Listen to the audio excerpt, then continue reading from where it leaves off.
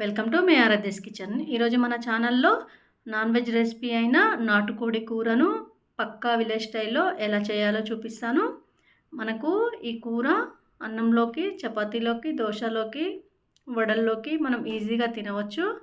ఇంకెందుకు ఆలస్యం, లేట్ చేయకుండా చూసేద్దాం. వీడియోని స్కిప్ చేయకుండా చూసేయండి. నాటుకోడి కూరను ప్రిపేర్ చేయడానికి నేను 1 కేజీ వరకు చికెన్ తీసుకొని శుభ్రంగా కడిగి పక్కన పెట్టుకున్నాను. ఇందులోకి 1½ వరకు ఆనియన్స్, అలాగే 5 పచ్చిమిరపకాయలని సన్నగా తరిగి పక్కన పెట్టుకోవాలి.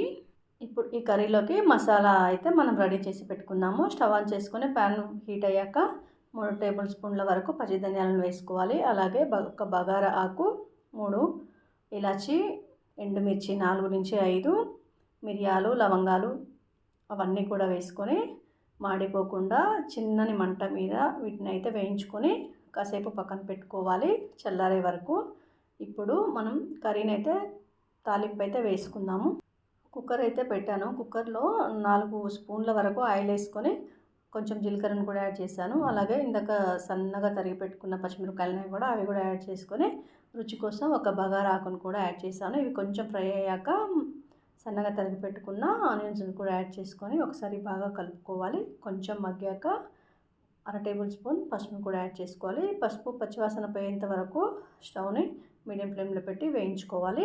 పసుపు కూడా కొంచెం కలర్ మారాక 1½ టేబుల్ స్పూన్ వరకు అప్పుడే ఫ్రెష్గా దంచి పెట్టుకున్న అల్లంని కూడా యాడ్ చేసుకున్నాను. అల్లంని యాడ్ చేశాక ఒకసారి బాగా కలుపుకొని ఈ పోపు అంతా డీప్ ఫ్రైగా వేగాల్సినంత అవసరం లేదు. ఒకసారి కొంచెం కలర్ చేంజ్ అవుతే సరిపోతుంది. ఇలా పోపు వేగుతున్నప్పుడే 2 నుంచి 3 కరివేపాకు రెమ్మలు కూడా యాడ్ చేసుకొని ఒకసారి బాగా కలుపుకోవాలి. ఇలా కొంచెం ఫ్రై అయ్యాక ఇంతకుముందు శుభ్రంగా కడిగి పెట్టుకున్నాం కదా చికెన్ ముక్కల్ని అంతా కూడా ఈ పోపులో వేసుకోవాలి. మనకి తాలింపు అంతా కలిసే విధంగా ఒకసారి చికెన్ అయితే బాగా కలుపుకొని మీడియం ఫ్లేమ్లో 10 మినిట్స్ పాటు మూత పెట్టి ఒక 10 మినిట్స్ అలా వదిలేయాలి. ఆయిల్ అంతా కూడా పైకి వచ్చి కొంచెం ఉడికేంత వరకు కూడా చూడండి వీడియోలో చూపించిన విధంగా ఇలా మూత పెట్టి అయితే ఒక 10 to 15 మినిట్స్ పాటు వదిలేయండి. 10 మినిట్స్ తర్వాత మీకు మూత తీసి చూపిస్తున్నాను. మనకు చికెన్లో నుంచి వచ్చిన వాటర్ అన్నీ కూడా ఇంకిపోయాయి. ఈ టైంలో 1/2 టేబుల్ స్పూన్ సాల్ట్ యాడ్ చేసుకొని మళ్ళీ ఒక 10 మినిట్స్ పాటు మూత పెట్టి ఉడికించుకోవాలి. ఇప్పుడు మనం ఇంతకుముందు మసాలా కోసం ఇవన్నీ వేయించుకున్నాం కదా, అవి అయితే ఒకసారి మిక్సీ చేసుకొని వీటిని అయితే పక్కన పెట్టుకున్నాము. 10 మినిట్స్ తర్వాత మళ్ళీ మూత తీసి చూపిస్తున్నాను చూడండి. చికెన్ అయితే 20% అయితే కుక్ అయిపోయింది చూడండి. ఇప్పుడు కొంచెం వాటర్ అయితే వచ్చాయి. సాల్ట్ యాడ్ చేసుకున్నాం కదా, ఇలా వచ్చినప్పుడు మనకు 3 నుంచి 4 టేబుల్ స్పూన్ల వరకు కారం, అలాగే రుచికి సరిపడంత సాల్ట్ని కూడా యాడ్ చేసుకొని ఉప్పు కారం అంతా చికెన్కి పట్టే విధంగా కలుపుకొని మీడియం ఫ్లేమ్లో పెట్టేసి మళ్ళీ ఈ చికెన్లో నుంచి కొంచెం ఆయిల్ సపరేట్ అయ్యేంత వరకు ఇలా కాసేపు వదిలేయండి.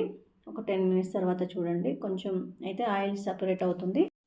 ఇలా చికెన్లో నుంచి కొంచెం ఆయిల్ సపరేట్ అయినప్పుడు నేను ఇందులోకి అయితే నీళ్ళని యాడ్ చేసుకున్నాను.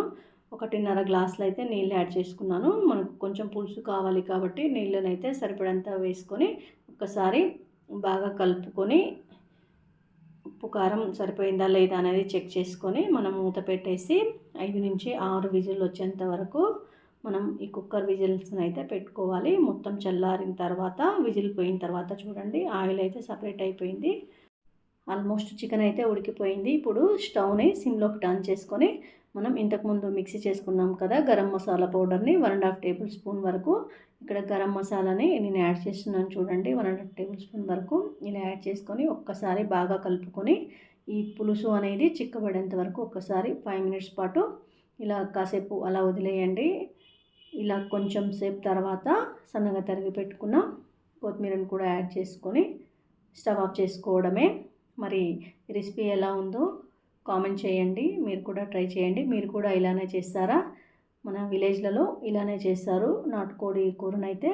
మరి మీరు ఎలా చేస్తారో కామెంట్ చేయండి. ఇంకా మన ఛానల్ని ఎవరైనా సబ్స్క్రైబ్ చేయని వాళ్ళు ఉంటే వెంటనే సబ్స్క్రైబ్ చేసుకోండి. ఇంకా చాలా వీడియోస్ అయితే ఉన్నాయి మన ఛానల్లో చూడండి.